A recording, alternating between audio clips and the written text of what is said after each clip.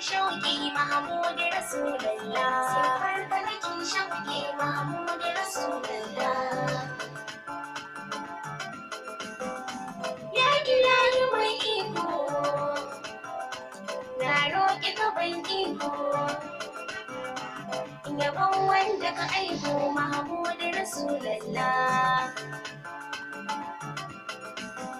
Mai kyan ido da baki ne,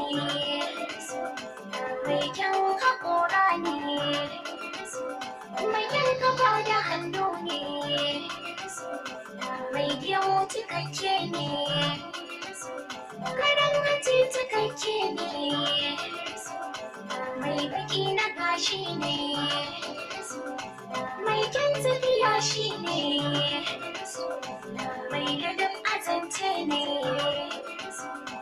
mai kamshin jiki shi ne Mahmud Rasulullah, siffar ka nake shauƙi Mahmud Rasulullah. Yau ka ɗau idanunsa, mai yalwaci idanunsa, kyau bakin idanunsa, kyau a farin idanunsa, ai da ja a idanunsa.